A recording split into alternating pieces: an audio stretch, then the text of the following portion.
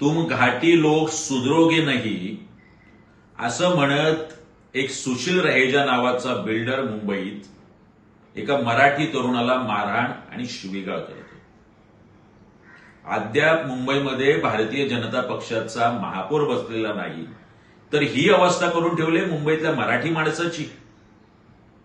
केंद्रात आमचं सरकार, राज्यात आमचं सरकार आणि मुंबईतही आमचं सरकार म्हणून आता रहेजा नावाच्या माणसाला प्रचंड माज आणि या बेडकांची डराव वाढलेली. आता स्वतःला मराठीचे कैवारी समजणारे अमित साटम, आशिष शेलार आणि फडणवीस यांच्या आशीर्वादामुळे हा रहेजा नावाचा बिल्डर आता तुरुंगात जातो की बाहेर राहतो हेच आता आम्ही बघतोय.